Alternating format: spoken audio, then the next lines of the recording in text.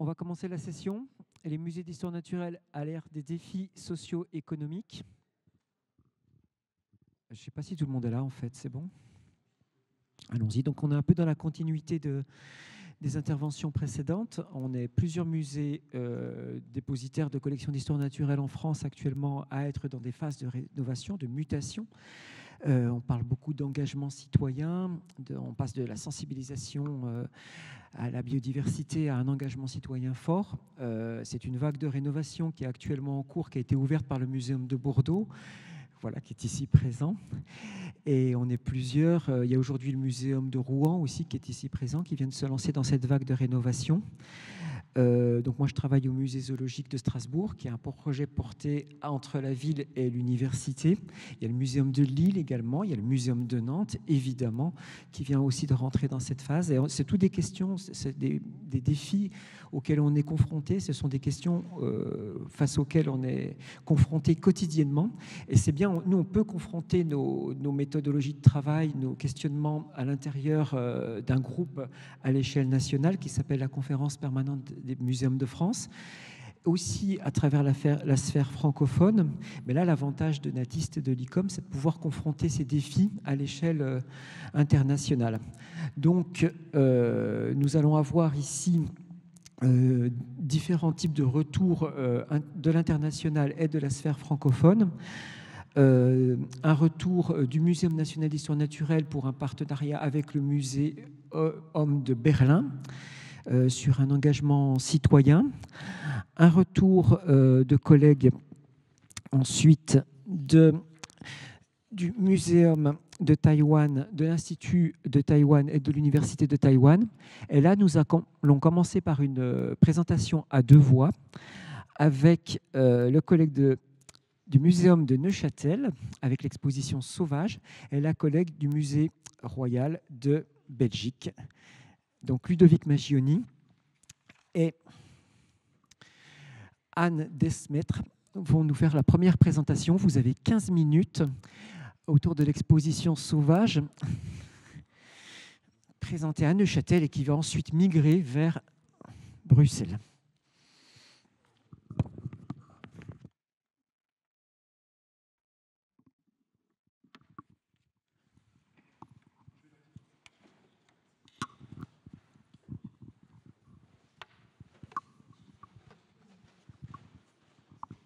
Bonjour à toutes et à tous. Merci de nous avoir permis de prendre la parole ici cet après-midi. J'attends que la présentation se mette en place. Il va arriver. OK.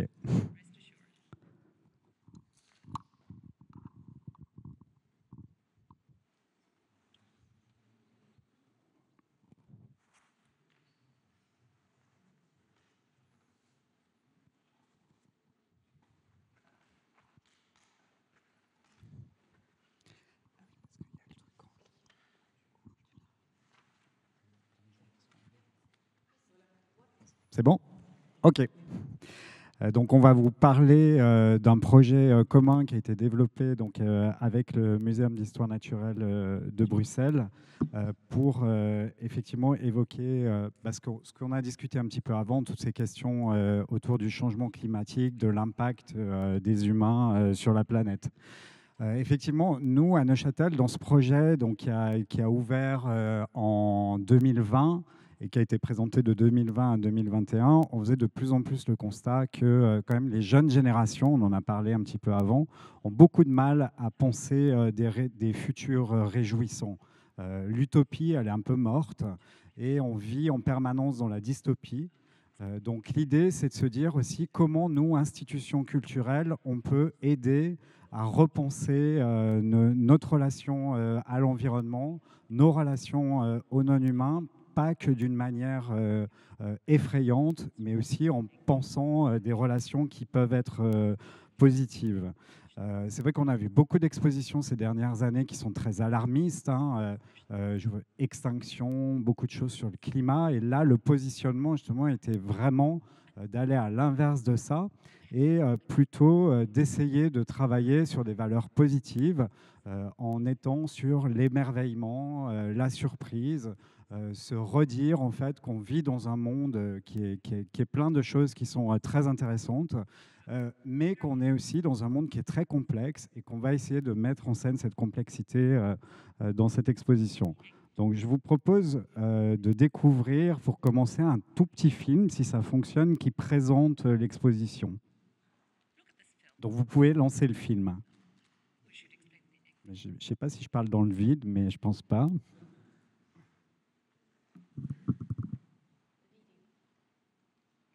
La vidéo ne pourra pas être diffusée. Bon, ben voilà, donc la vidéo ne sera pas diffusée, c'est pas grave, c'était vraiment histoire de montrer quelques images qui bougent de cette expo pour montrer l'esprit.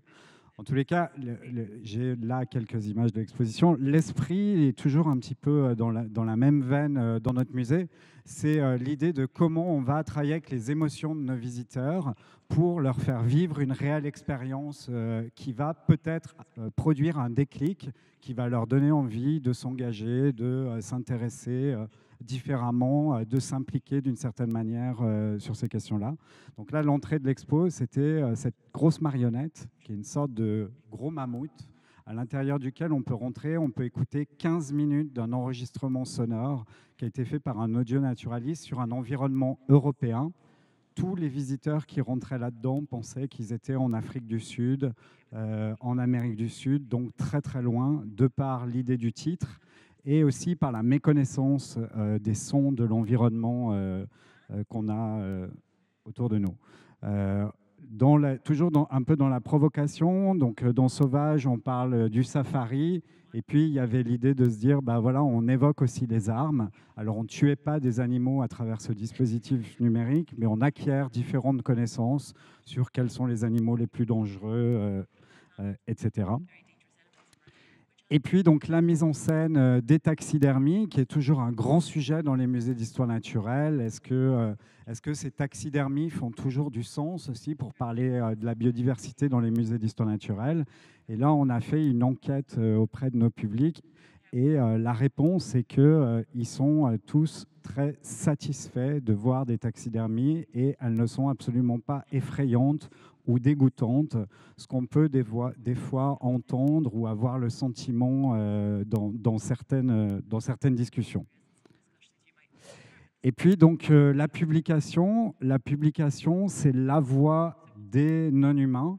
C'est pas une voix humaine en fait qu'on a voulu publier, donc c'est la publication de ce disque vinyle, qui est en fait l'enregistrement sonore de ce qui était présenté dans l'installation que je vous ai présentée au départ, dans l'idée aussi que nous sommes tous musées des amplificateurs de voix, et qu'on peut donner la voix à plein de communautés, à plein de personnes, mais aussi aux non-humains, et qu'il faut qu'on trouve des manières de le faire pour les intégrer dans nos discussions. Et je passe la parole à Anne. Merci Ludovic. C'est bon, vous m'entendez ? Non, okay. Donc voilà, nous au Muséum des sciences naturelles à Bruxelles, on se posait aussi ce genre de questions. On voulait explorer avec le public les questions de l'Anthropocène, et on a déjà des expositions permanentes qui sont largement consacrées à la biodiversité. On aborde un certain nombre de questions sur les crises, notamment celles qui sont provoquées par l'homme, mais c'est quand même de manière assez limitée. On a des activités éducatives, voilà, on a beaucoup d'expertises scientifiques qui font aussi du conseil, de la gouvernance auprès des autorités, mais on voulait utiliser vraiment la voie de l'exposition temporaire, parce que c'est quand même la colonne vertébrale de notre programmation, et ça permettait de toucher un large public sur ces problématiques-là. Et dans nos enquêtes au public aussi, c'est quand même important de le dire, même si on ne posait pas la question de manière frontale, c'était vraiment des attentes du public sur ce sujet. Donc c'était important pour nous aussi de pouvoir y répondre. Donc évidemment, on pouvait faire une exposition neuve, on s'est un peu posé la question, on a un savoir-faire chez nous pour faire les expositions interactives familiales, mais on cherchait vraiment quelque chose qui nous permettait de rester dans les sciences naturelles, mais d'aborder les choses de manière un peu plus sociétale, ce qu'on n'a pas... toujours l'habitude de faire chez nous en Belgique. Vous parliez en keynote des disciplines et des scientifiques qui restent dans les disciplines. C'est vrai aussi parfois en muséologie. Et donc, quand on a vu le projet de Neuchâtel, pour nous, c'était vraiment, vraiment intéressant parce qu'on pouvait se plonger avec eux dans ce projet. Et c'est comme ça qu'on a décidé de l'accueillir à Bruxelles, parce que voilà, c'est ce que disait Ludovic, et nous, c'est vraiment ce questionnement permanent du visiteur qui nous a plu. C'est gentil, mais c'est quand même constant pendant toute l'exposition. Le visiteur, il est dérangé, picoté, voilà, et c'était vraiment ce positionnement sur ce sujet qui nous intéressait. Et en fait, c'est aussi ce message-là qu'on veut faire passer. On ne voulait pas donner obligatoirement des réponses à travers l'exposition, mais vraiment montrer que les défis socio-écologiques, c'est ça aussi. Il faut rester attentif, il faut rester sur le fil, il faut continuer à se poser des questions, il faut continuer à trouver des réponses. Donc voilà, c'est un accueil qu'on a fait. Donc, c'était une collaboration fructueuse, c'est important de le dire. Ça arrive dans la programmation de prendre des expositions en itinérance un peu clé en main, mais là, c'était vraiment important pour nous de travailler ensemble. Ça a vraiment été l'occasion de continuer à explorer le projet avec l'équipe de Neuchâtel, et qui nous a expliqué ses choix, pourquoi ils avaient fait ceci, cela, ce qui a marché auprès du public, ce qui n'a pas marché auprès du public, et ce qui nous a permis évidemment d'enrichir encore l'expérience de notre visiteur ici et d'adapter un certain nombre de choses pour Bruxelles. Et ce qui est quand même important aussi de le dire, c'est que nous, ça a été l'occasion d'avoir pas mal de discussions au sein de notre équipe, parce que c'est aussi un sujet, voilà, nous on a une recherche scientifique, c'est un sujet voilà, qui a un aspect scientifique, mais il y avait tout l'aspect muséologique de comment on s'adresse, qu'est-ce qu'on veut dire au public. Et en fait, finalement, on n'était pas toujours raccord au sein de l'équipe. Donc, ça a permis d'avoir d'excellentes discussions aussi, nous, au sein de l'équipe. Et donc, ah non, je n'ai pas du tout appuyé sur les trucs.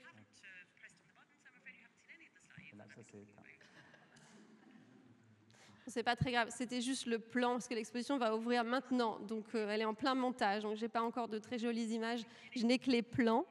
Mais c'était pour dire que voilà, elle a été adaptée en termes d'espace évidemment, mais aussi en termes de contenu et de collection. Donc on se pose aussi souvent la question des collections dans l'itinérance.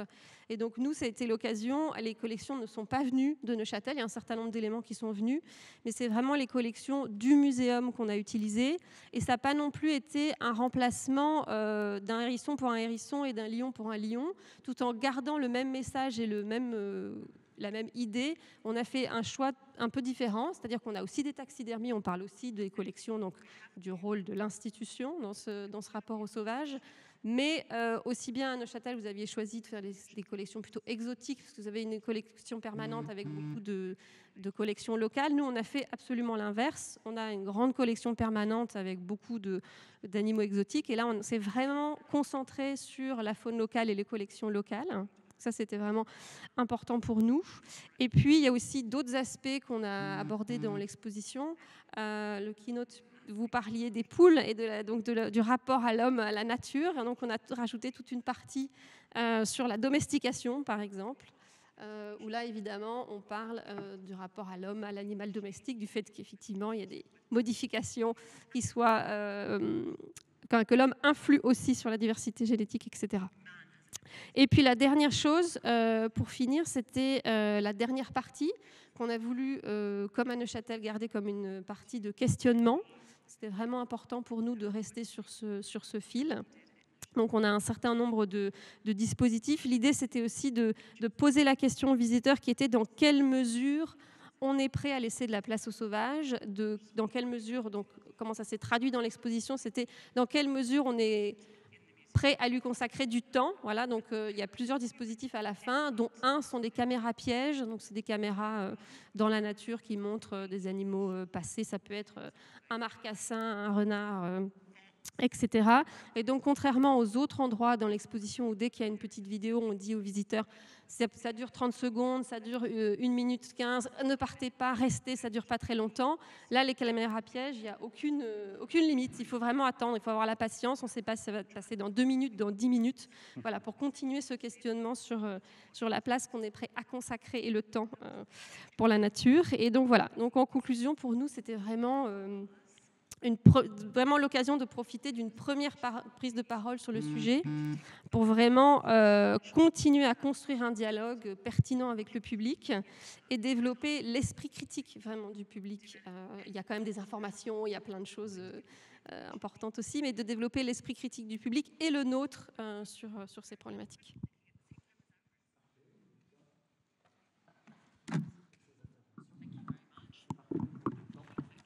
À titre personnel,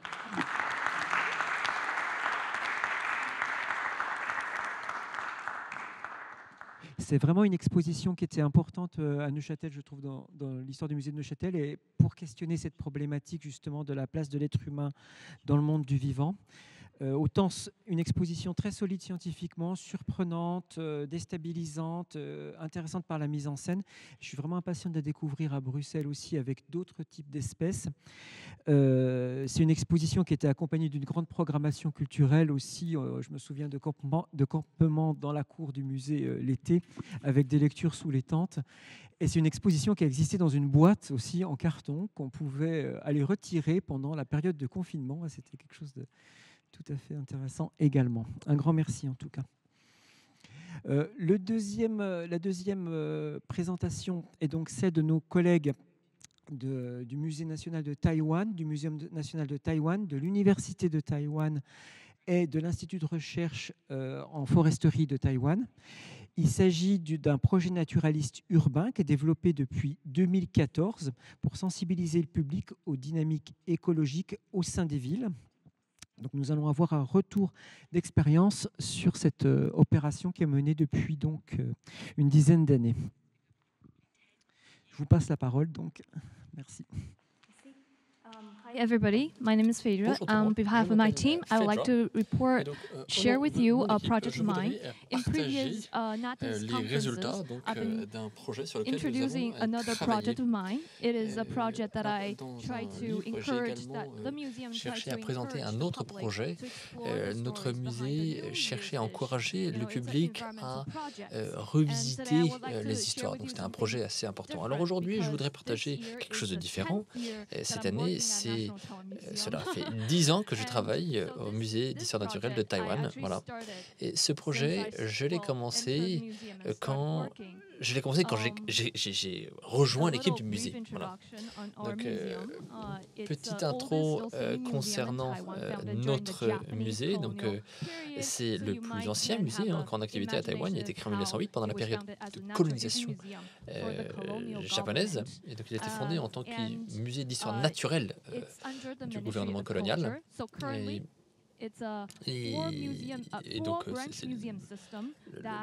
actuellement, le système du musée, donc, il a 4 branches, chacune avec différents thèmes, et notamment la diversité naturelle et celle de Taïwan. Voilà. Et donc, nous avons eu un certain nombre d'interactions avec d'autres membres NATIS. Et vous voyez ici, le musée est très très proche de la gare centrale de Taipei, donc c'est assez pratique d'accès, on va dire. Et donc Chiara, quand elle est venue à Taïwan, j'ai essayé de lui présenter et faire goûter les pizzas taïwanaises, et on est encore amis, donc vous voyez, bon. En tout cas, vous êtes tous les bienvenus à Taipei. Alors, ce projet, bien que j'ai commencé très tôt, et c'est vrai que j'ai par la suite eu la possibilité, l'opportunité de traduire un livre par Camel Crickets, concernant l'écologie prévoyante, le livre s'appelle Never Home Alone. Bref, un des sujets, comment dire, qui est assez facile, on va dire, pour les équipes de musée, c'est de réussir à trouver des données concernant les différentes espèces. Si on s'intéresse peut-être à la population d'insectes autour du musée, ou la population de moineaux autour du musée. Donc ces espèces auxquelles on ne fait pas du tout attention, parce que nous ne voyons pas de près, parce qu'on s'intéresse à ce qui est très très loin du musée. Bon. Et on s'est aperçu que beaucoup des espèces auxquelles nous prêtions attention ne vivent pas dans les villes. Mais pourtant, il y a de plus en plus de personnes qui vivent dans les zones urbaines. Surtout s'agissant de Taïwan, la population de Taïwan augmente dans les zones urbaines. Si on regarde par exemple, vous avez les chiffres ici à l'écran, en 1982, c'est l'année à laquelle je suis né, 50% de la population taïwanaise vivait en ville. Aujourd'hui, on est à plus de 80% de la population. Bon, bref. Donc, nous ne partageons pas suffisamment d'informations concernant l'écologie en zone urbaine. Voilà. Et donc, ce projet se concentre sur les zones urbaines. Alors, par exemple,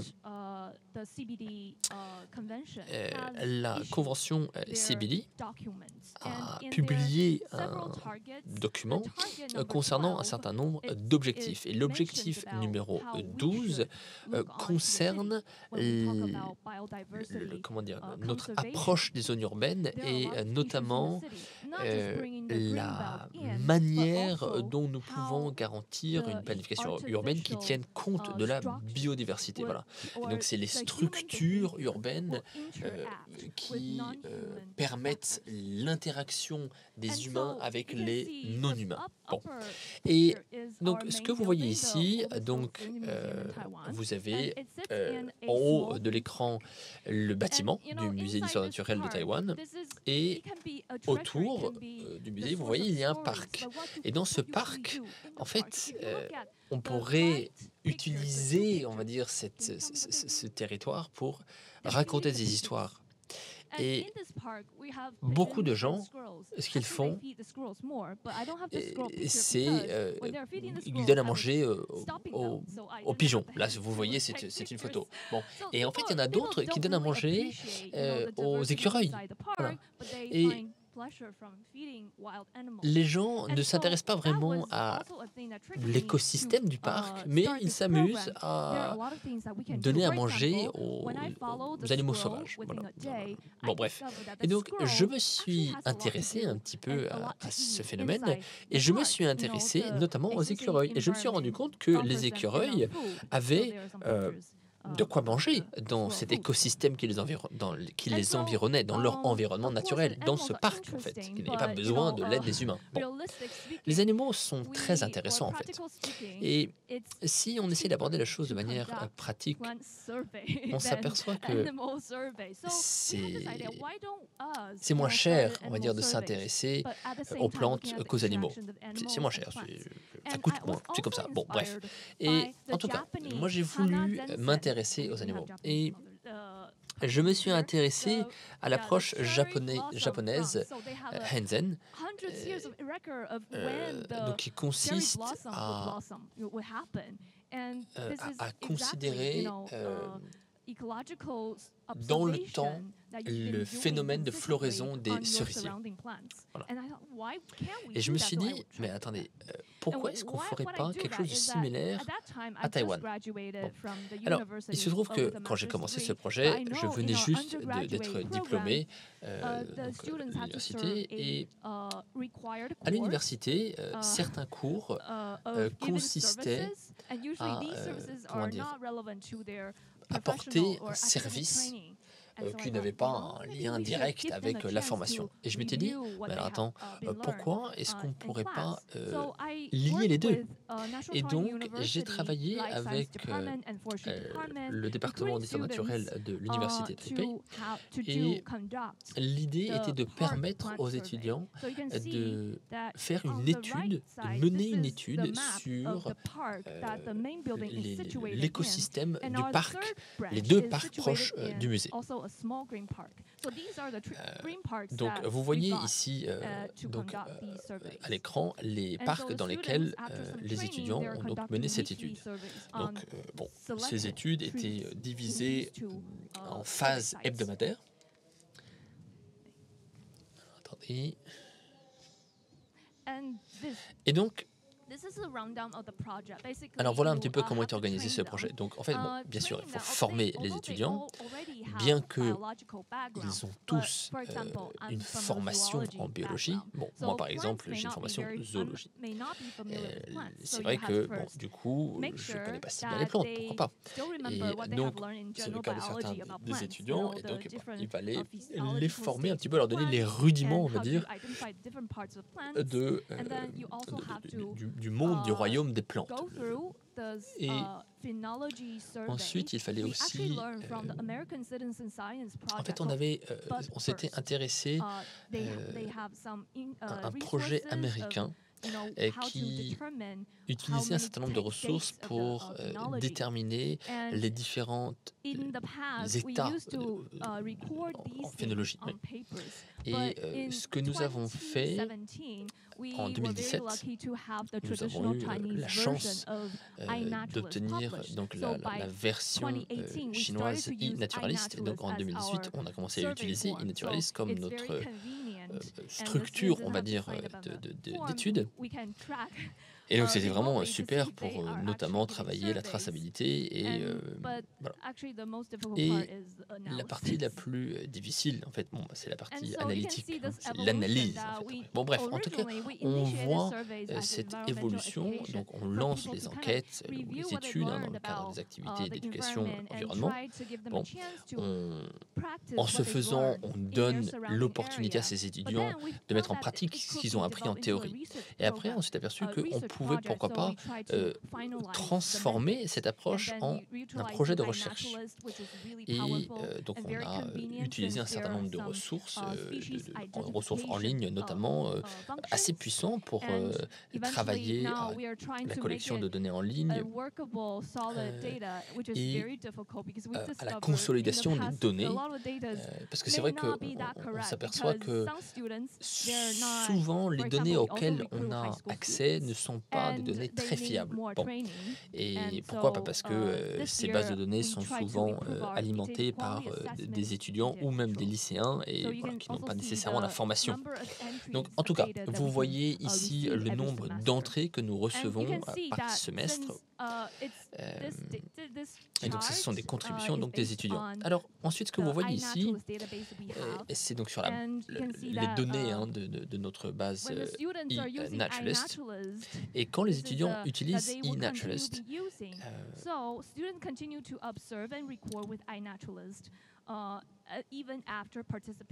donc les étudiants en fait continuent d'utiliser cette plateforme même après leur projet. Et on s'est aperçu qu'un certain nombre d'étudiants étaient vraiment devenus comment dire, des experts à l'utilisation de cette outil. Et donc on a demandé à un certain nombre d'étudiants de partager avec nous un certain nombre de projets écrits. Et donc vous voyez par exemple ici des photos donc, de ces étudiants qui étaient vraiment très engagés et très impliqués dans le projet. Et donc certains nous disent, bon, voilà, bien que je sache déjà moi reconnaître les différents arbres qui sont mentionnés dans le cours, et ben, j'ai encore acquis des connaissances sur la phénologie des plantes. Un autre exemple, un étudiant qui aime vraiment beaucoup s'intéresser à la phénologie des plantes dans son environnement direct. Et donc en fait, on a continué à interagir avec ces étudiants et cette interaction a été extrêmement enrichissante pour nous.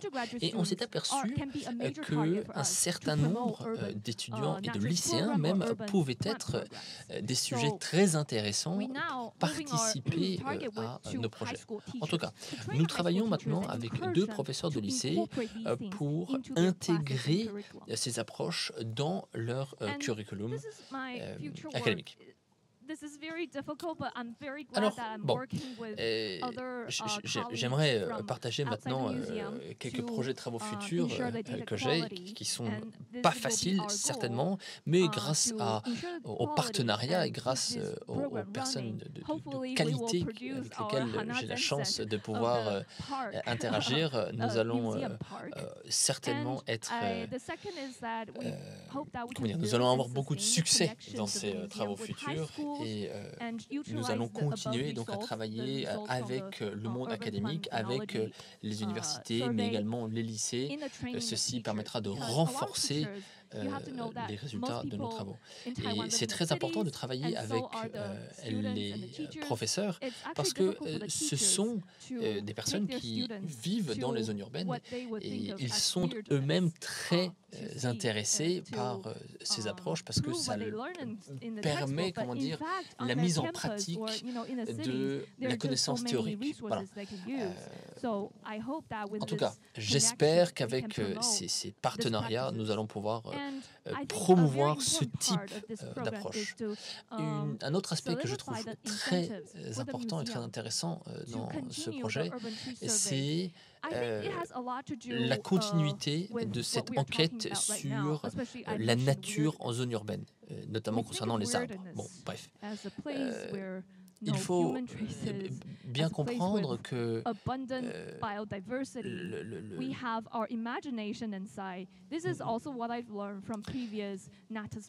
est-ce que je veux le dire? Dans un certain nombre de rencontres avec d'autres partenaires de musées d'histoire naturelle, on a tendance à considérer la nature comme un endroit sans humains. Mais en fait, ce n'est pas le cas. Il y a vraiment tout un écosystème qui comprend les humains. Et donc, il faut que nous considérions les personnes comme partie prenante, on va dire, de la nature. Et après, il y a également, comment dire, cette idée fausse, à mon avis, que les populations indigènes ont une meilleure connaissance de leur écosystème par défaut, mais ce n'est pas nécessairement le cas. Et nous nous apercevons que c'est l'interaction avec la nature qui permet cette meilleure connaissance de la nature. Et c'est la raison pour laquelle nous devons permettre au plus grand nombre de mieux connaître la nature. Voilà.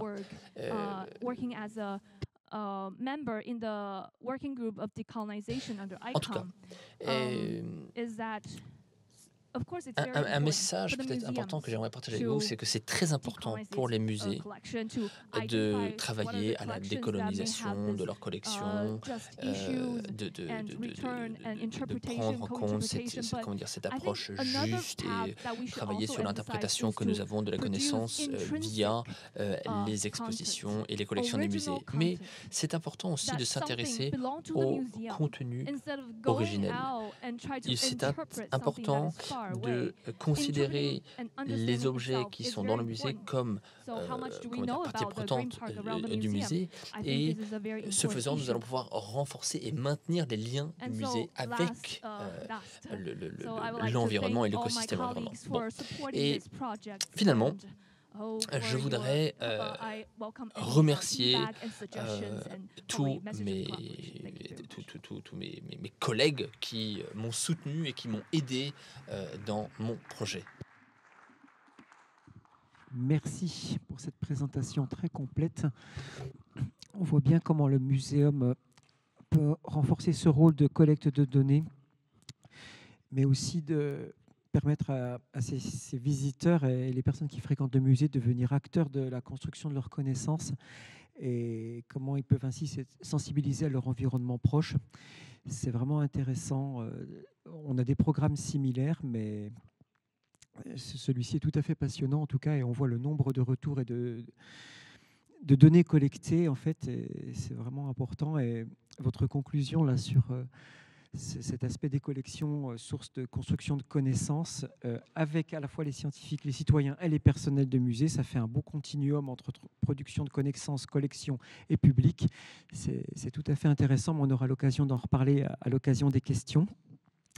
Alors nous avons nos deux derniers intervenants, Mélodie Faury du Muséum national d'histoire naturelle et Aurélia Desplein. Est-ce que vous êtes en ligne ? Bonjour, je suis en ligne pour Aurélia Desplein du Muséum national d'histoire naturelle. Est-ce que vous m'entendez ? Donc, vous allez nous évoquer un projet que vous êtes actuellement en train de mettre en œuvre entre Paris et Berlin. C'est ça, de collecte de données destinée à des publics non universitaires. Tout à fait, mais voilà, en fait, la présentation sera donnée par ma collègue du muséum de... Je vous donne la parole, merci. Merci beaucoup. En fait, la présentation sera donnée par ma collègue du muséum de Berlin, Elisabeth Heine, qui doit être en ligne sur la session, mais en anglais.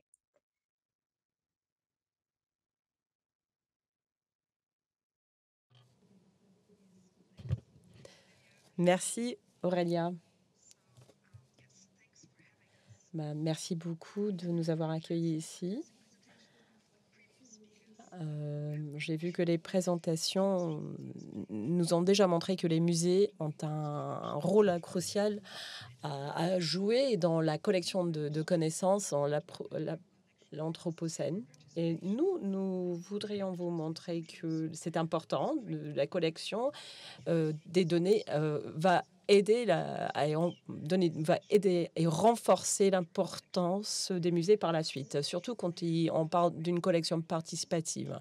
Ceci, c'est aussi un moyen de sensibiliser les gens dans ce qui se passe dans le changement climatique, de regarder les causes, les problèmes. Et les collections participatives peuvent booster une espèce d'apprentissage mutuel et une réflexion sur les pratiques courantes et actuelles.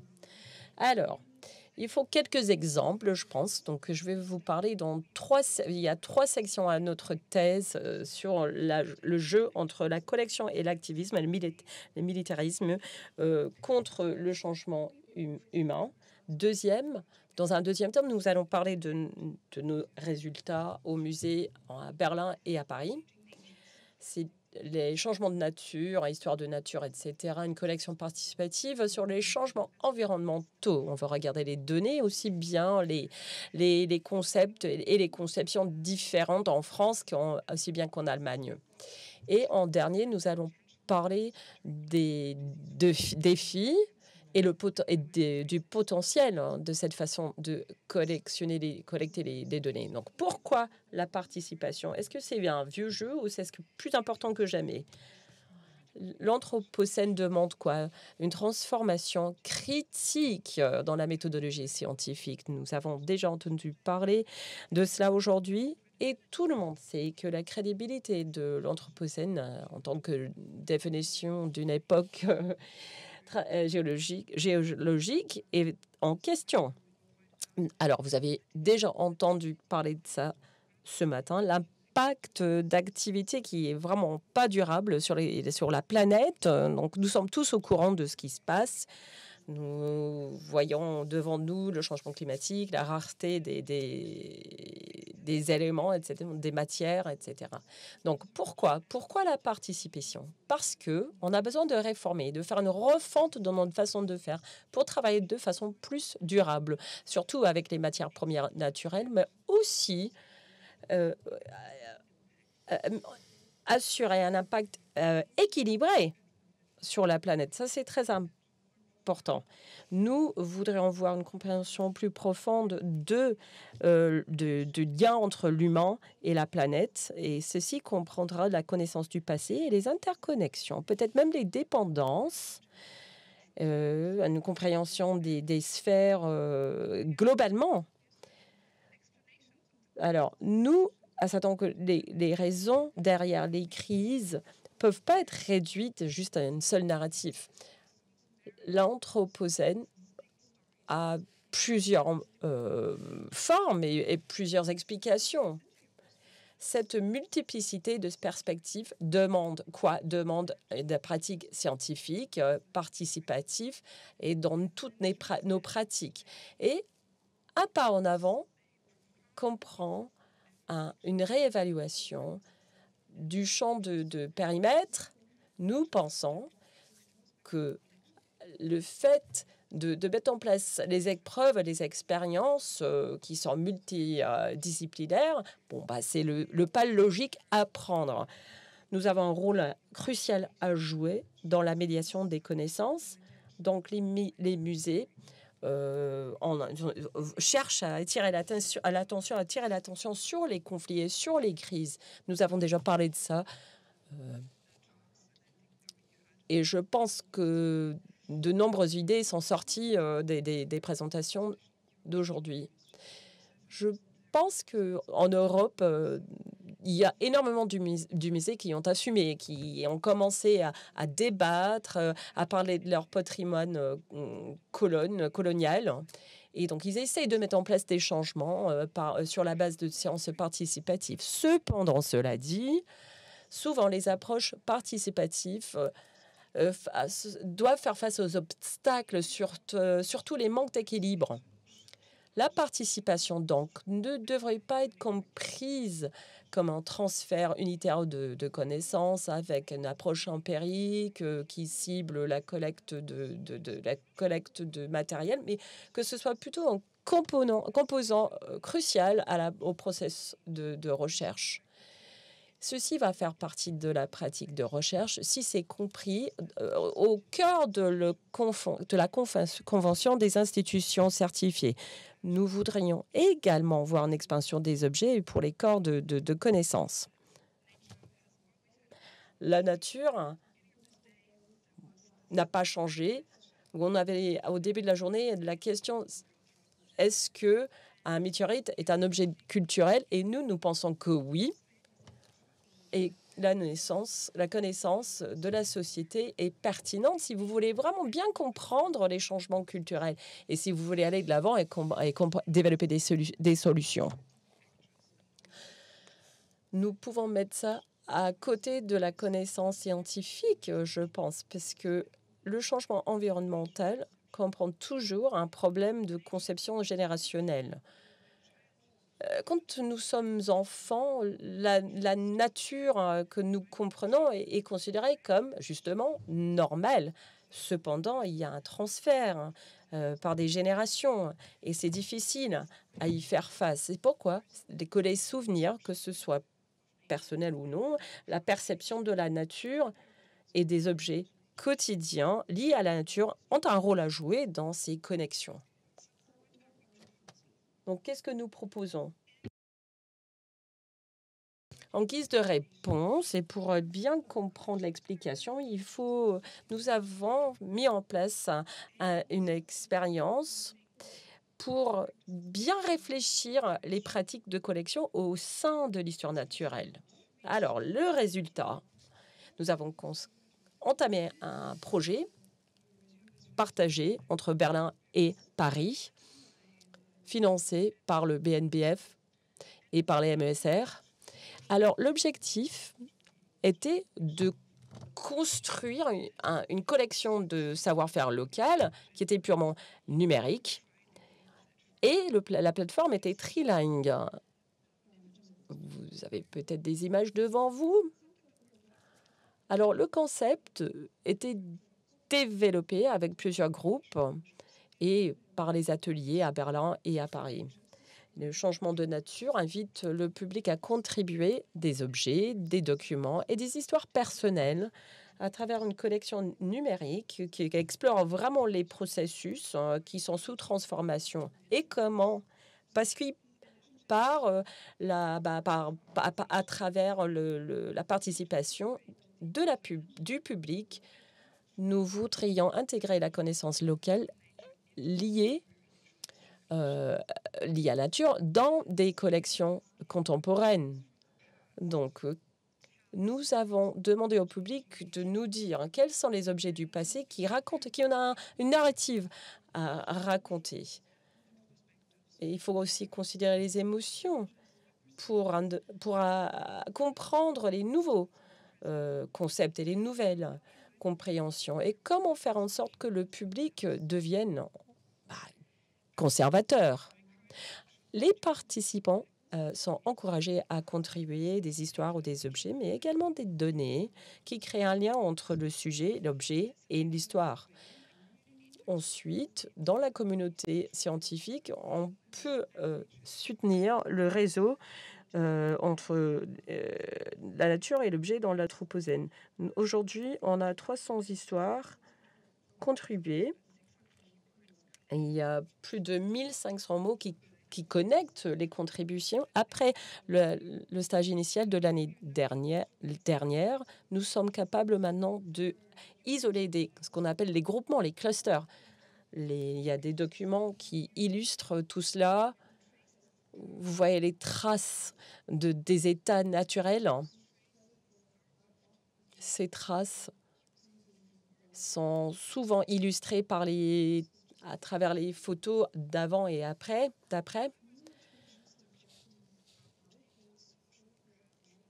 Nous avions reçu aussi des photos, des sujets, des objets qui sont plus à la mode. Bien sûr, à gauche, vous avez la fourrure en vison, je ne sais pas, mais le fait que le lien avec la fourrure a beaucoup changé. Et il y a d'autres objets qui témoignent aujourd'hui de notre compréhension d'aujourd'hui. Et ces compréhensions sont toujours hybrides. Donc là, vous avez la perte de biodiversité, vous voyez ça. Et de l'autre côté, il y a des objets qui témoignent à la présence de la nature artificielle, de nouveaux objets qui nous parlent de la nature. Comme devant vous, cet objet, le citron hiver de Sicile, j'imagine. C'est souvent comme ça qu'on voit les images connectées à l'objet. À côté, il y a le récit. Et ensuite, j'arrive à notre réflexion et à nos réflexions, et à notre conclusion. Ici, nous avons aperçu qu'il y avait une sensibilisation à la perte, mais en même temps, il y avait un concept de nouvelle nature. Par contre, au niveau émotionnel, on a vu que les gens étaient un peu ambivalents. Il y avait des sentiments, des émotions, où il y avait la nostalgie, le désespoir, mais il y avait également la joie. Et ce manque bon, je veux dire, le fait qu'il y avait des extrêmes nous montre que les gens y sont concernés, mais pas plus que ça. La collection fournit un aperçu unique sur comment on voit les histoires et comment on comprend les histoires dans les crises. Ceci nous offre une source de connaissances pour un processus de transformation politique et scientifique. Parce que pour ce faire, vous avez besoin de souvenirs pour créer les processus de transformation. Donc, la phase pilote nous a montré le potentiel de cette façon de collectionner les idées, mais il faut une action différente pour atteindre tous les groupes, pour que ce soit vraiment participatif. Quand on parle des souvenirs, la façon de raconter une histoire, etc. Parce que tout le monde est très différent et ça peut toujours être une réussite s'il y a énormément d'introspection.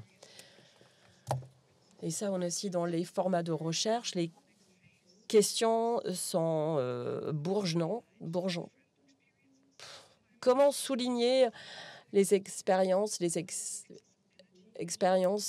dans le changement climatique, comment utiliser les données de façon efficace. Et basé sur cela, nous voudrions explorer les formats de sciences participatives. Est-ce qu'ils peuvent aider à créer des espaces pour un apprentissage mutuel? Nous serions ravis de vous voir, de vous rencontrer sur notre site web et peut-être même voir une contribution et en parler avec vous.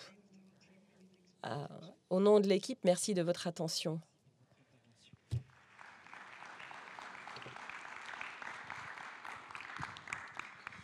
Merci pour vos interventions. C'est très intéressant aussi. On voit la porosité entre les musées dépositaires de collections d'histoire naturelle par rapport à la thématique et les musées de société type écomusée dans la collecte de ces histoires, de ces idées, de ces récits liés au changement climatique à travers cet exemple porté par les musées de Berlin et de Paris. Est-ce que vous avez déjà des questions dans la salle ?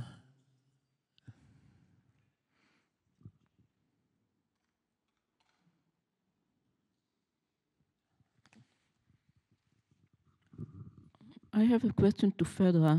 J'ai une question pour Phaedra. You were collecting observations, yes? Vous faites un recueil d'observations. Est-ce que vous avez eu des conclusions sur les changements, des conclusions sur les changements peut-être dans les espaces ouverts? C'est bien de vouloir aller chercher des informations, mais est-ce qu'il y avait une deuxième phase où vous allez proposer des actions concrètes avec ces données?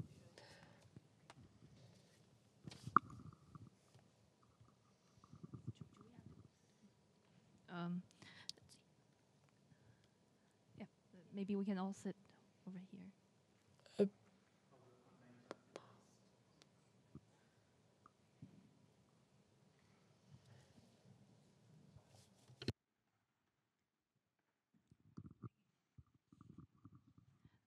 To answer Doris' question, yes, that's Oui. the La réponse est oui. major, probably ultimate goal for Ça, c'est notre phenology survey, to objectif see dans le sondage the phénologie. changes Nous avons envie de voir les changements. the ecological state of plants throughout Quand on the parle de time. l'état And écologique it des plantes certainly, à travers le temps, prospectively, it will tell us, et for cela example, nous the impact dira, of climate change. nous parlera de But l'impact de ce however, changement this kind of climatique. plant phenology survey, Pendant, we need pour long cette enquête de records, phénologie, probably over il 10 nous years. faut des records Although qui it's durent my des 10th années, year peut-être 10 ans. Donc at ça, the aujourd'hui, museum, c'est ma 10e but année as you au can musée. see, we're Mais comme vous voyez, troubleshooting in the nous sommes un peu dans le process, noir and I'm not puisque very confident, nous n'avons to be pas honest, for toutes the les first réponses. 5 Donc, years. je sais pour les Even for les the 5 last premières like années, the il faut closest peut-être 5 les years, réévaluer. probably there are certain individuals Et même that we ces can 5 ans, have interesting bon, il y a peut-être des expériences analysis, but now we are doing that because où we on have peut to first vraiment make sure tirer des that leçons, mais we je can be pense confident of qu'il the faut être survey confiant because they are done by de l'enquête. Il faut the students, although they être with a sûr que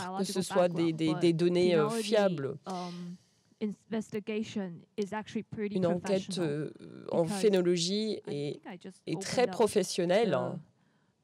iNaturalist, for example, Par when we exemple, talk about the blossom, the students they have to quand nous parlons des both fleurs, determine the number les of étudiants blossom and also the doivent percentage of the blossom déterminer in the canopy. la fleur, Something le like that. And it's not pourcentage just de la blossom, there are fleur several dans different la states, canopie. like Donc, c'est pas que c'est pas or- simplement ça. yeah, Il y a so l'état sort of de things like that. feuillage, But there etc. are interesting things inside the park. Mais évidemment, According to c'est the pas. observation, for example, in the park C'est we surtout have là, on est en one train de parler conservative or protected species des cerisiers en that fleurs. used to grow Mais in il the y a high mountains. il y a des espèces But the reason why it protégées is there is probably et des because espèces protégées rich qui people avant grow poussaient it in their simplement dans les garden and it is montagnes, mais on a illegal. trouvé cette espèce au it's cœur de la ville parce que relocated to the probablement des gens And aisés then ont pu planter ça dans leur that is a jardin, sachant fir. que c'est complètement illégal. And it never Bref, grows blossom.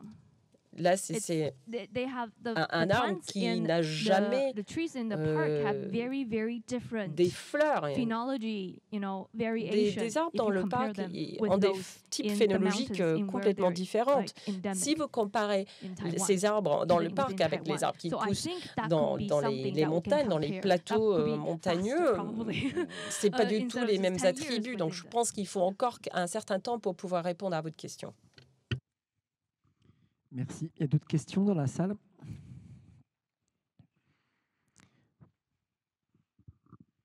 Thank you very much. I have a question. Merci beaucoup. Alors moi j'ai une question Majoni, pour Ludovic because I noticed in your talk that Si you je showed a comprends bien, picture dans of votre the présentation, permanent, vous avez montré exhibition that reminded me une of photo de White votre Cube in an art exposition museum. permanente So the qui m'a artificial rappelé nature of Nature and une Natural autre History Museum exposition. was highlighted by the scenography, the specific La scénographie, j'ai trouvé était très I- intéressante et rappelait donc I un would autre like to projet.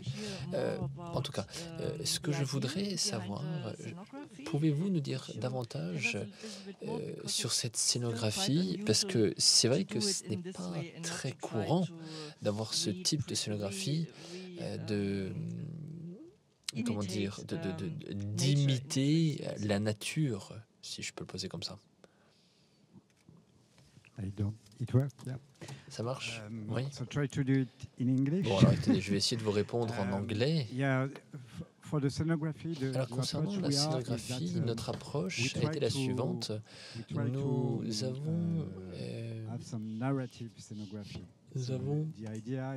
Nous avions un certain nombre d'exemples de scénographie narrative, notamment. En fait, on va dire différent. Ok, quand vous regardez, par exemple, un film très connu, Titanic, ok, il y a deux manières de regarder ce genre de film. Donc, vous avez, on va dire, vous êtes en dehors du bateau, oui, du navire, ou alors vous rentrez dans le navire et vous voyez ce qui se passe dans le navire. Et c'était un petit peu notre approche, c'était que on voulait rentrer dans le navire et leur montrer un petit peu ce qui se passe dans ce navire au travers de différents prismes, n'est-ce pas? Mais l'idée était de créer ces narratifs et qui permettent d'immerger les personnes, les visiteurs dans on va dire, dans l'exposition elle-même. Et c'est la raison pour laquelle tout est pas noir, pardon, blanc dans la pièce, et on voit sur les photos, il y a comme un arbre qui pousse à même le sol du musée. Voilà. Et l'idée est de montrer que la nature est plus forte que les humains et de prendre un musée comme ça et de gérer un musée comme ça, c'est très très difficile. Bref, ce sont tout ce genre de choses qu'on ne peut pas nécessairement dire grâce à des textes, mais via une scénographie propre, on peut convier le message et permettre à nos visiteurs de comprendre ce message. Et nous sommes convaincus que quand on fait l'expérience de telle ou telle émotion, quand on voyage par exemple, on est, comment dire, l'impact sur nous est plus fort. Et au final, on n'a pas besoin nécessairement de discuter de tel ou tel point. On est convaincu ou non, hein, et si on est convaincu, et ben finalement, on n'a pas besoin de donner davantage d'informations aux visiteurs. Ils savent comment trouver l'information s'ils en ont vu. Mais ce que nous voulons, c'est les convaincre qu'ils peuvent le faire et qu'ils peuvent également décider du futur de la planète. Voilà, c'est l'idée en fait de cette approche.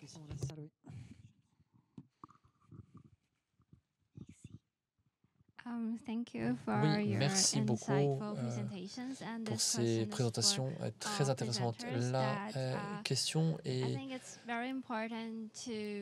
la suivante. Et je pense qu'il est très important de permettre au public, aux visiteurs, d'interagir avec le musée. Et je me demande comment, à la phase de conception de ces projets, vous décidez des publics cibles et comment les encouragez-vous à participer au projet. Et aussi, comment évaluez-vous le succès ou non du projet. La question était pour Ludovic ou notre collègue de Bruxelles, peut-être ou...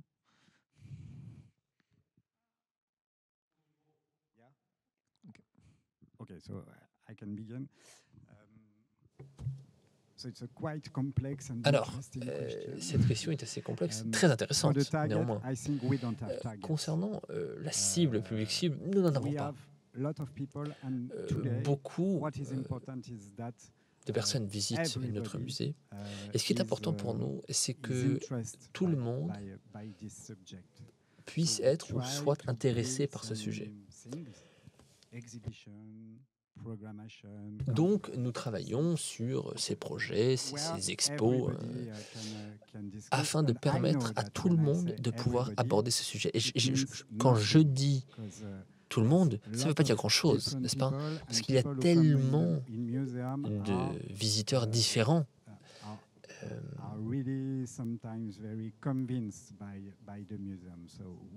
Dans un musée. Et c'est toute la difficulté, on va dire, de ces projets, de réussir à réunir des publics si différents. Et je dirais que le musée est un forum très important. C'est vraiment un endroit où la société peut se réunir. Alors on parle beaucoup des réseaux sociaux, n'est-ce pas? Mais je crois que le musée est un endroit physique où tout le monde, toutes les communautés peuvent venir se retrouver. Et même ces communautés qui sont, si vous me permettez l'expression, contre ce que nous proposons,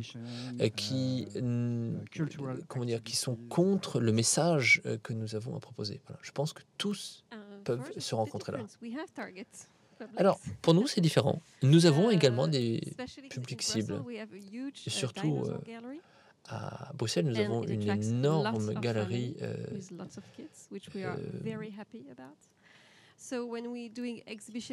de dinosaures et qui attire beaucoup de familles, beaucoup d'enfants.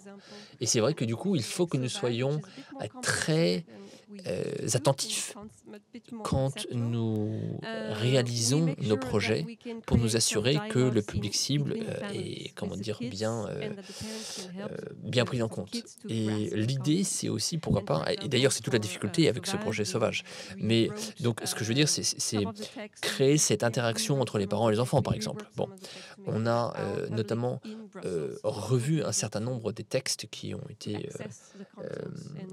été diffusés pour nous assurer que cela était adapté pour les familles, donc les parents et les enfants, et que les choses pouvaient être expliquées de manière assez facile par les parents aux enfants. Voilà. Et je dirais aussi que nous avons observé, alors parce qu'en fait il y a eu une phase d'observation de nos visiteurs, n'est-ce pas, pour justement permettre, on va dire, le succès, l'évaluation du projet. Et cette phase d'observation a été très importante, je pense.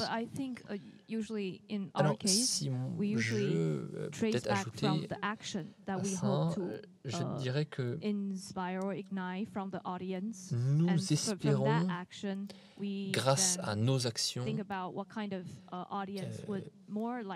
dans une certaine manière, allumer une flamme d'intérêt dans le public qui vient visiter le musée.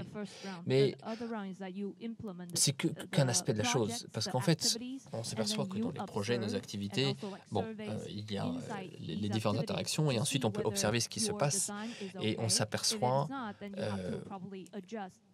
on peut apprécier dans quelle mesure le projet ou l'activité que nous avons organisée est adaptée. Voilà. Et en fait, on est en train de parler de la nature, n'est-ce pas? Et pour les animaux, bon, c'est assez facile parce que les gens aiment tous les animaux, n'est-ce pas? Mais pour les plantes, c'est difficile. Les gens passent à côté des plantes et les ignorent. Et on a essayé d'organiser des tours, des visites guidées. Et quand on fait les visites, on a un retour direct. Maintenant, après, quand on fait les enquêtes sur les plantes, c'est un travail presque ingrat, dirais-je, et c'est très lent, on va dire, pour nous en tout cas, concernant la collection des résultats. Oui. Et on s'aperçoit aussi que, bon, il y a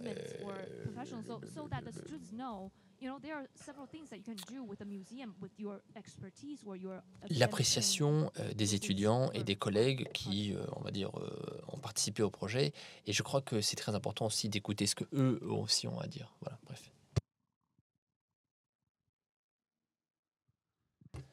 Alors, en ce qui nous concerne, bon, c'est un projet numérique, n'est-ce pas?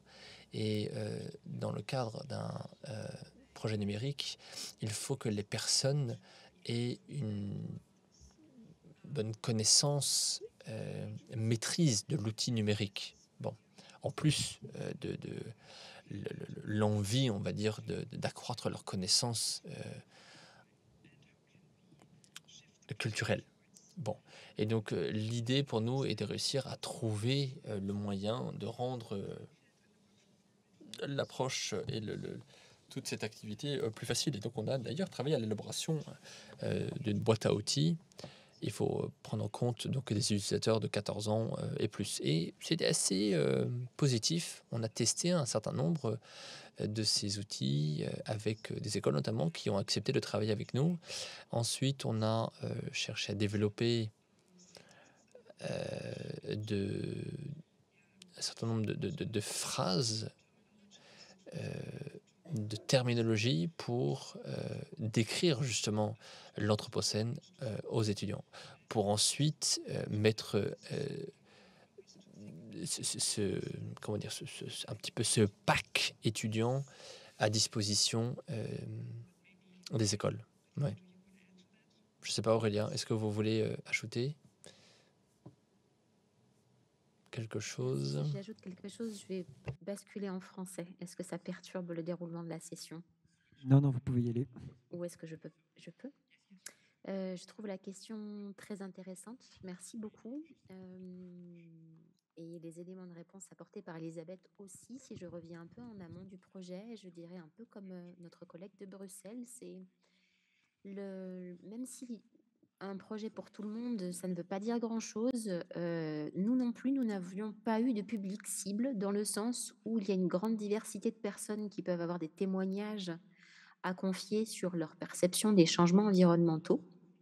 Et tout le travail, comme vient de le souligner Elisabeth, dans une approche qui voudrait être ouverte à un maximum de gens, c'est de réfléchir à tous les endroits dans lesquels des biais peuvent exclure des gens. Alors, il y a, comme vient de l'expliquer Elisabeth, la grosse réflexion autour de l'outil numérique, les endroits dans lesquels l'outil numérique peut poser des difficultés, comment les résoudre, comment traduire en différents langages des concepts complexes pour les adapter, par exemple, à des publics plus jeunes.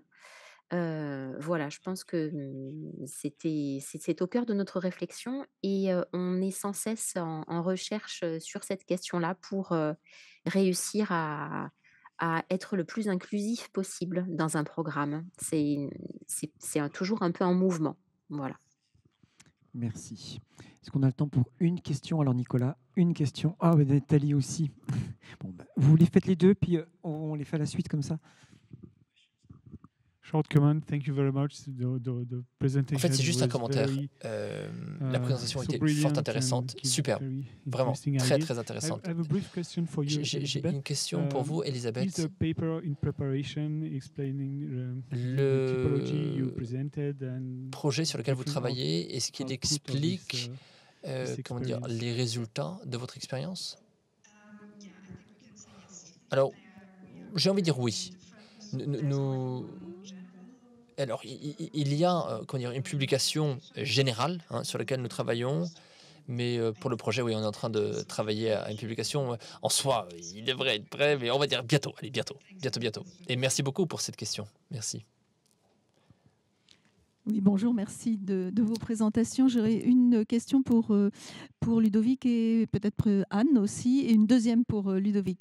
J'aurais voulu savoir si vous avez fait faire une enquête d'évaluation de cette exposition sauvage pour savoir réellement si vous aviez atteint le but, si le public avait compris cette scénographie originale et l'idée que vous aviez derrière la tête. Et Anne, si vous avez l'intention de faire ce genre d'enquête d'évaluation. Et ma deuxième question pour Ludovic, c'est que j'ai compris que le musée d'ethnographie avait fait aussi une exposition sur ce même thème une année après, je crois.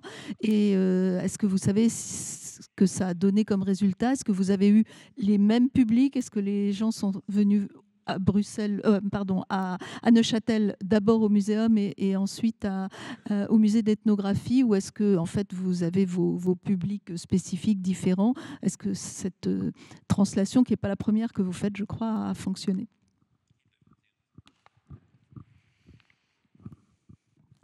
I'm going to answer first because it's going to be quick because the exhibition is not yet open. It's opening on 15 October. But we use some of the survey that have been done in Neuchâtel, and we're definitely planning on doing some public survey and discussion with the public during and after the exhibition. Yes, we've made a survey Oui, during the on exhibition, but avait I don't remember lancé une all the enquête results in my mind pendant because le it was in projet. Je ne me souviens 2020. plus des résultats parce que c'était en 2020. What I remember En tout cas, ce is dont that, je me souviens, c'est the que public understand le the public main a content compris of the exhibition and they feel le they feel contenu quite principal de l'exposition et se sentait, they feel a lot of emotion during on ressenti des émotions fortes, beaucoup d'émotions pendant ces expos. Et c'est ce que je disais aussi concernant la taxidermie. Ils n'ont pas eu l'impression, enfin ils ne trouvaient pas que c'était dégoûtant, vous voyez. Non, au contraire, ils trouvaient que c'était important dans un muséum de montrer justement ces objets d'art, ces animaux. Et c'est vrai que dans certains cas, il n'y a pas eu de restauration, donc on a des très anciens du 19e siècle. Et bon, pour autant, ce n'était pas un problème, vous voyez. Maintenant, concernant l'expérience avec...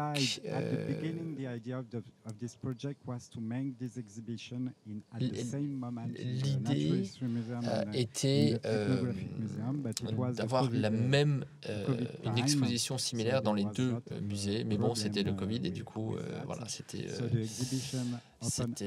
très difficile et finalement, en fait, l'expo a commencé après au musée d'ethnographie.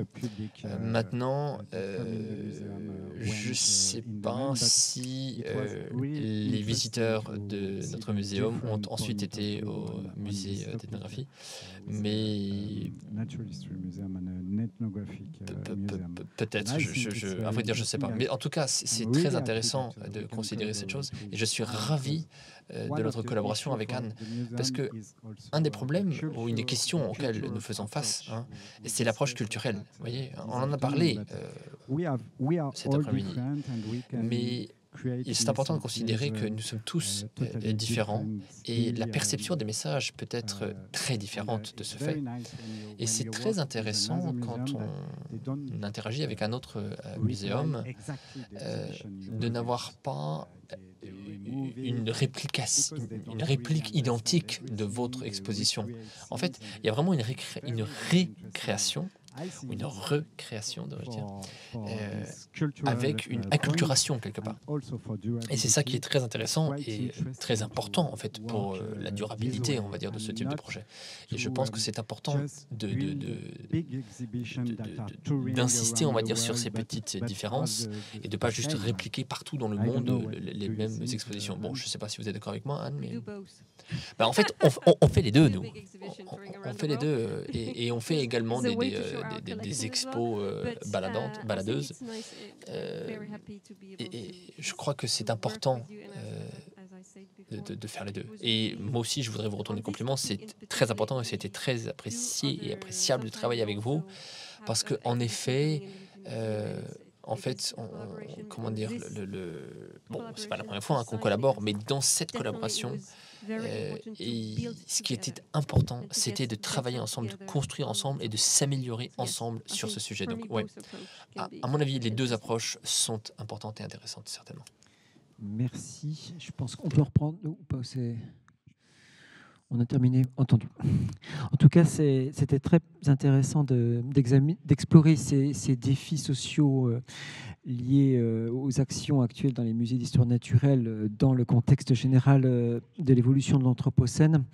Et je pense que ça ouvrira une table ronde plus tard sur, au-delà de la sensibilisation, de l'engagement, du militantisme, quel est notre rôle exact pour le futur. En tout cas, ce sont les débats actuels qui motivent l'ensemble de la communauté et je pense que vous auriez aussi beaucoup de choses à dire sur ces sujets-là.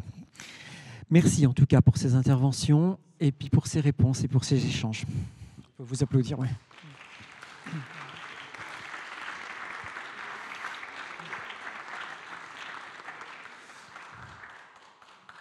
Alors maintenant, j'ai le privilège de passer la parole à Philippe Guillet, mon ancien professeur à l'université à Dijon, qui m'a fait vriller de la géologie vers les muséums, qui va nous présenter le projet de rénovation du muséum de Nantes. Voilà, je te passe la parole. Je vais vous maintenir un peu ici parce que faire la visite du musée sans comprendre comment le futur musée va être, c'est un petit peu compliqué. Donc j'ai préféré vous proposer quelques slides sur cette question du futur musée. Et je vous présente en entrée ce qui a été ma diapositive de présentation à tous mes élus et politiques et direction générale sur le futur musée. Et vous voyez, bon, déjà, quel muséum en 2028, je suis obligé de rajouter 2029, parce qu'effectivement, bon, on n'est pas à quelques mois près, c'est un petit peu compliqué. Alors, habiter la Terre, c'est vraiment le concept, évidemment, d'habiter la Terre, d'habitabilité. Comment on pourra vivre dans quelques années? Alors, 10 milliards, ce ne sera peut-être pas 10 milliards, ce sera peut-être moins, parce qu'on va perdre un petit peu en population. Mais en tout cas, comment pourrons-nous vivre à cette échéance, à cette échéance, avec les questions dont on a bien débattu aujourd'hui, hein, perte de la biodiversité, l'urgence climatique, etc., etc. Beaucoup de questions posées. Oh, je me trompe? Ah, voilà. Oh, excusez-moi, je vais trop vite. Hop là. Alors ça, bon, bah, voilà, moi je suis géologue, hein, donc je ne pouvais pas résister à vous mettre quand même une situation de Nantes. Vous voyez bien, plein massif armoricain, sur du primaire. Hein, ouais, yes. C'est le pays de Jules Verne. Hein, c'est quand même là que Jules Verne, on l'a dit ce matin, hein, s'est initié à l'idée de ses voyages, à l'idée de cette ouverture. Donc c'est une ville ouverte. C'est une ville ouverte vers l'océan. C'est très important, ça. Et puis, 650 000 habitants, il y a 5 musées, dont un musée d'histoire naturelle. Bon, ben, vous êtes là. Et puis, vendredi, vous allez aller voir tous les autres. Il y a même d'autres lieux qui sont aussi très intéressants, comme le musée de l'imprimerie, qui n'est pas très loin d'ici, des lieux de présentation. Ensuite, c'est un vieux musée. C'est un vieux musée, mais qui a une histoire un peu comparable à quantité d'autres muséums en France, hein. Établi en 1810, donc créé en 1810 à partir d'un fonds privé, public, de saisie révolutionnaire. C'est assez classique, mais pas ici. Plus dans le centre-ville, tout près de la rivière, de l'Erdre, ce qui a obligé les conservateurs de l'époque à se plaindre pendant très longtemps du fait que le musée était très humide et donc nuisible aux collections. Et le bâtiment que vous avez de l'autre côté, quand vous arrivez par le jardin, est un bâtiment beaucoup plus récent. Il est de 1875 et il a été construit spécialement pour être un musée. Et je crois que c'est important de le souligner. C'est vraiment dans l'esprit de ces musées du 19e. D'ailleurs, il s'est inspiré beaucoup des musées anglais de l'époque. Donc avec cette façade très classique, ce très belle présentation de la science qui éclaire le monde. Et puis, vous voyez donc des vitrines comme on pense les avoir, évidemment, dans ces périodes-là. La façade actuelle, vous allez le voir, ça, alors c'est pas la peine que j'en parle. Simplement, vous avez ici, évidemment, un patrimoine important. Alors, je sais pas s'il y a je ne crois pas qu'il y ait le total, parce que quand je demande aux collègues, il y a des fois, ils me disent 1 million, puis 6 mois après, ils me disent 1,5 million, puis après, ils me disent 2 millions. Parce que soit on compte les petites bêtes une par une, ou soit on les compte par lot. Donc c'est toujours un peu compliqué. Mais peut-être qu'on est entre 1,5 million, 2 millions. Ça n'a pas tellement d'importance. Tout ça pour dire qu'on a quand même la chance, et je ne sais pas si Luc Rémy est dans le coin, mais de la chance d'avoir des réserves externes qui sont très bien, qui ont été construites il y a une dizaine d'années, selon toutes les normes environnementales qu'il faut pour conserver une collection importante en oiseaux, notamment.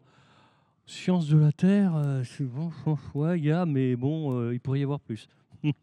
donc voilà, en botanique, bien sûr, il y a très belle collection d'herbiers, et puis une librairie, une bibliothèque scientifique, bien sûr, qui est importante, qui est vraiment très importante, qui est à jour, dont on va beaucoup se servir dans le futur musée. Contrairement à quantité d'autres musées en France, notamment des musées portuaires, il y a très peu de collections d'ethnographie. On a très peu d'ethnographie. Et à la limite, c'est bien comme ça. Parce que c'est quand même, ça pose quand même beaucoup de soucis, ces collections d'ethnographie, d'autant qu'on n'a personne vraiment de spécialiste en la matière. Alors, le nouveau musée, bon, ben, c'est un concept finalement assez simple, hein, qui est, on va se baser sur l'histoire de la Terre depuis ses origines jusqu'à maintenant, jusqu'à l'Anthropocène, avec évidemment une adaptation, une actualisation du contenu scientifique. Bon, même s'il y a eu des travaux de fait dans ce musée aux alentours de 2000-2010, reste qu'il y a encore à remettre au goût du jour un discours évidemment en phase avec le développement de la science, une muséographie qui fait appel à ce qu'on fait maintenant en matière de muséographie, de techniques numériques, mais je vous en parlerai un petit peu après, d'étendre les galeries, beaucoup plus d'espace de présentation au public, et puis surtout d'accroître notre visite. Alors pas n'importe comment, pas n'importe quoi, mais on a quand même un besoin d'accroître, de répondre à l'accroissement finalement du nombre de visiteurs. L'an passé, on était à 200 000 visiteurs pour une surface au public très faible. Donc on comprend qu'on est très très saturé et qu'on a besoin de beaucoup plus d'espace, développer une narration dans la visite, hein, mais pas simplement une juxtaposition disciplinaire. Bon, voilà, rien de très innovant en la matière, mais encore. Donc un musée engagé, on en a parlé beaucoup, un musée engageant, hein, et ça aussi, c'est quand même quelque chose d'important qui rend évidemment le visiteur impliqué dans ces questions de transition socio-écologique. Un musée qui reflète les questions de science. Hein, les questions de science. On développera ce qu'on a appelé une agora des sciences, qu'on appelle en France un tiers-lieu, qui est un lieu où on va pouvoir échanger, discuter autour des questions de sens. Le fondement, c'est la chance que l'on a d'avoir cette bibliothèque scientifique qui est à jour et qui est assez, vraiment assez fabuleuse, avec également une médiathèque, et donc de fusionner les deux, de permettre l'ouverture la plus large possible à cette, comment dire, à cet ensemble de connaissances. Un musée nouveau, bien sûr, un musée soutenable, hein, et puis une compréhension de la transition écologique. On a un petit peu affiné, hein, ce que je vous dis là, je pense que ça doit être des vieilles slides, mais on a un petit peu actualisé le discours, c'est pas grave. Donc c'est un musée pour tout le monde, chacun doit pouvoir trouver sa place. Là vous avez par exemple ce qui se passe certains dimanches, on a des queues qui durent 1 heure, 1 heure et demie, donc on ne peut pas continuer.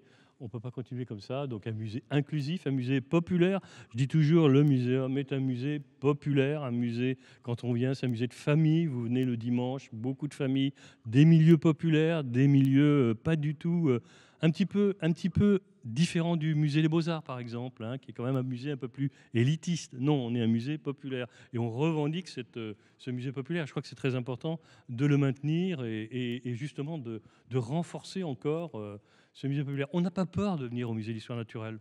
On n'a pas peur, ce qui n'est pas toujours le cas pour d'autres musées où on peut être intimidé. Ça a une importance sur ce qu'on a demandé, par exemple, à l'équipe d'architecture, dans ce concours d'architecture. Hein, très important. Une invitation à la déconnexion. Ah oui, ça absolument. Hein. On est dans un moment où on va laisser un peu tomber tous nos smartphones, tous nos iPads. On est là pour accéder à la connaissance, mais tout en étant libéré des contraintes du numérique. Donc un break dans la vie du visiteur. Une juste place pour le numérique, parcimonie, sobriété, ça c'est quand même important en la matière, et puis relevant. Relevance, oui, bien sûr, une expérience digitale, et ça, on travaille de façon... on a vraiment affirmé ce côté, on vient au musée, c'est l'expression « déconnectez-vous au musée hein ». On vient et on se déconnecte. On est là pour voir des objets, on est là pour voir des objets réels. Ça aussi, c'est une implication. On n'est pas là pour voir du plastique, de la résine ou des moulages en résine. Non, on vient pour voir des objets réels et d'avoir cette confrontation réelle qui est vraiment très importante. Voilà un petit peu le schéma actuel sur lequel on travaille, bien sûr, deux expositions permanentes qu'on a grosso modo en 7 galeries. Donc on a appelé des galeries qui sont plutôt un traitement à l'ancienne, avec nos anciennes vitrines, ou rénovées, ou reconstruites. On verra un petit peu comment on fonctionne.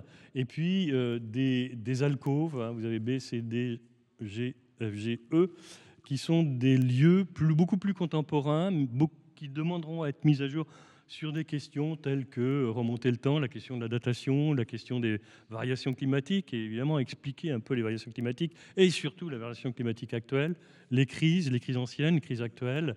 Interagit pour vivre, bon, ça c'est la question des écosystèmes, le buisson du vivant, embrasser l'immensité du vivant, repenser l'évolution. Par exemple, on ne parlera pas de Darwin.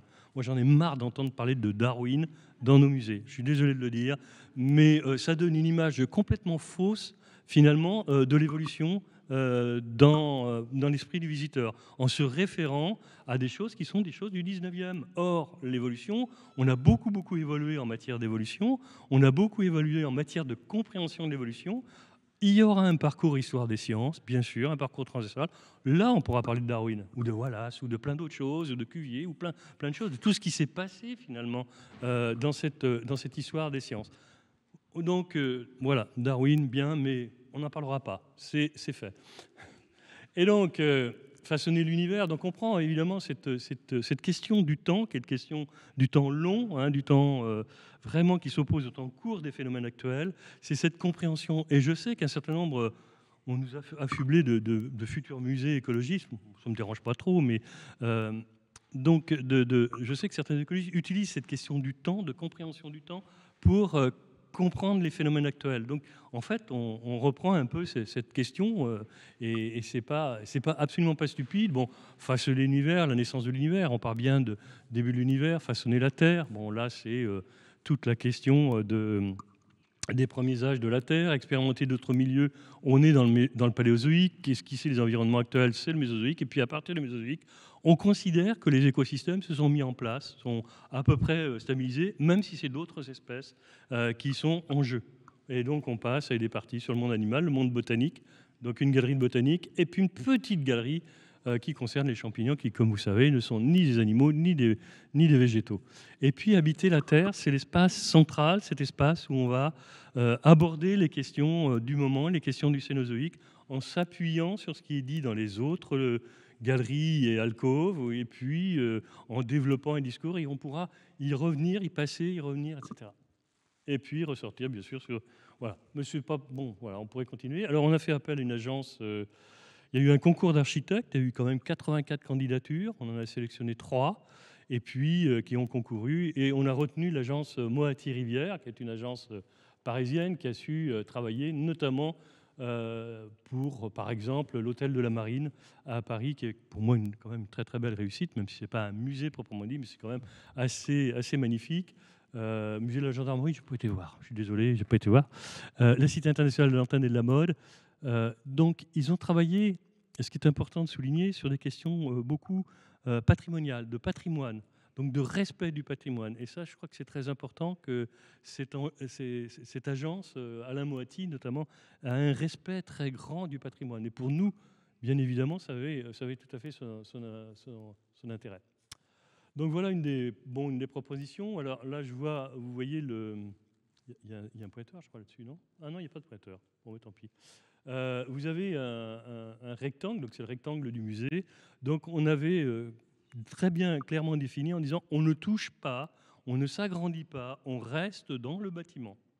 Donc un bâtiment qui est quand même très contraint, mais avec des couloirs. Quand vous allez vous balader dans le musée, vous allez voir, il y a des couloirs partout, il y a des différences de niveau partout. C'est très très compliqué. Donc on a dit mais on reste dans ce carré ou dans ce rectangle-là, et on ne déborde pas. Bon. Donc ça, c'était vraiment une des contraintes. Ensuite, il fallait donc respecter l'esprit muséum. On respecte l'esprit muséum.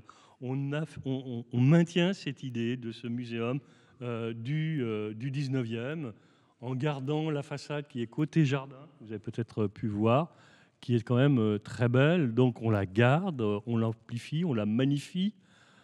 Et puis côté rue, on ne touche pas grand-chose. Il n'y a pas grand-chose de touché. Simplement, vous pouvez voir qu'il y a une verrière qui est prévue en haut. Là. Voilà, donc là, on est ici. Alors vous voyez, ça a complètement changé. On est ici, vous reconnaissez à peu près les petites inscriptions, vous reconnaissez le dôme qui est ici. En fait, on retrouve la lumière naturelle qui est là. Et cette lumière naturelle, c'était tout simplement la lumière naturelle à l'origine de cette pièce-là, qui était la salle d'échange. Ici, on est dans l'hôtel de la monnaie, donc c'est là où on frappait la monnaie, c'est là où aussi où on changeait la monnaie pour la conversion. Donc c'était exactement ici. Donc on était dans un lieu tout à fait éclairé. Donc on retrouve cette lumière naturelle pour devenir, nous, à ce moment-là, la zone d'accueil. Alors, je sais pas, c'est pas définitif, tout ce qui est là. La banque d'accueil est tout à fait pas du tout adaptée, notamment au PMR, donc au personnel à mobilité réduite. Donc ça, c'est pas du tout. Au centre, vous avez un petit dinosaure. C'est pour ce rapport à ce dinosaure-là. Bon, pour ceux qui ont suivi notre histoire, ce ne sera pas ce dinosaure parce que ça, c'est un T-Rex. Et un T-Rex, c'est quand même très Crétacé terminal. Or, on a fouillé dans du Jurassique. Donc, on n'a pas de chance de trouver un T-Rex. On trouvera autre chose. Mais ce qui était important, et l'architecte avait mis ça en avant, et moi, on l'avait vraiment demandé, c'est que quand on est dans la rue, ici, la rue Voltaire par laquelle vous êtes rentré, on doit pouvoir avoir une vue traversante dans le musée, jusque de l'autre côté du jardin. Et ça a été tout à fait respecté. Le jardin est tout à fait dans le fond. Mais c'est l'idée d'une rue centrale et qui permet de passer. On est dans ce qu'on appelle une rue hors douane. On n'a pas à payer quoi que ce soit pour rentrer. Mais par contre, on va avoir une idée déjà de ce qui se fait dans le musée. Aussi bien pour quelles expositions du moment, l'Agora des sciences, cette ouverture de l'Agora des sciences qui se fait aussi sans qu'on ait à payer quoi que ce soit. Et puis également la boutique qui sera un petit peu plus loin, la vision d'emblée de la distribution des espaces. Et ça, c'est très important. Donc voilà à peu près une coupe maintenant du futur musée. Et là, on comprend beaucoup mieux comment sont les choses. Un point à souligner, c'est que la galerie de zoologie qu'on va avoir va être préservée. Bon, bien sûr, elle va être réadaptée, elle va être préservée dans son écrin, un écrin. Et puis également, on voit qu'on a gagné des espaces au-dessus de ce dôme, puisque ce dôme, on est en toiture. Donc on gagne 2 étages, on a gagné des mètres carrés, et ça c'est important. Et puis, donc ce passage de l'un à l'autre, avec toutes les contraintes que vous pouvez imaginer dans ces vieux bâtiments pour arriver à trouver un peu de réponse. Là, nous en sommes à une alcôve sur des crises. L'idée d'un traitement assez doux, pas du tout anxiogène, mais qui soit apaisant, mais pour lequel on dit pourtant les choses. Et ça, c'est important. Et puis, pour finir, une illustration des différents moyens. Donc, on va réutiliser des vitrines anciennes, tout ce qui permet effectivement d'accéder aux collections. Ce sera probablement pas du tout comme ça, mais ça, on l'a déjà dit au scénographe que on allait changer beaucoup de choses et que on allait se faire plaisir. Voilà, je voulais vous présenter ça avant de faire la visite du musée, parce que ça donne à voir une image du futur musée en 2029 complètement différente de l'accueil, et vous verrez aussi toutes les difficultés que l'on a pour arriver à ça. Le début des travaux, tiens, je l'ai peut-être d'ailleurs, je ne l'ai pas mis. Ah ben si, voilà. Donc, on a début des études en 2017, il faut du temps. Début des travaux de rénovation pour les 150 ans du bâtiment muséum, donc fin 2025, on est encore en phase d'études, il y a beaucoup d'études. Et puis la réouverture du musée en 2029. Le budget, il est actuellement en 2023, il était à 46 millions. Maintenant, on est plutôt à 50. Et puis, j'entends dire, on sera à 60. Mais voilà, en tout cas, et c'est, vous l'avez vu, c'est le conseil métropolitain de Nantes. Donc, c'est la métropole qui a quand même des moyens d'investir, donc je ne suis pas trop inquiet. Et puis vous avez entendu les discours ce matin de nos élus, je crois qu'ils sont très clairs en la matière sur le soutien qu'on peut apporter. Et pour finir, avec une surface d'exposition au public d'environ 5000 m², ce qui fait qu'on double largement les surfaces d'exposition au public. Voilà, c'est un petit peu cette présentation très rapide, parce que je crois que vous êtes fatigués de la journée. Et donc là, je vous invite à déambuler dans le musée. Alors, je ne vais pas vous faire une présentation au fur et à mesure, mais vous allez voir des papillons. On a parlé de papillons tout à l'heure. Vous allez voir des très, très beaux papillons, mais travaillés de façon un peu originale. Et puis, vous allez voir les collections, quelques collections. Voilà. Des questions? De quoi? Ah, de déposer, tu dis c'est ça, Romain? Oui, de bien déposer vos écouteurs en sortant.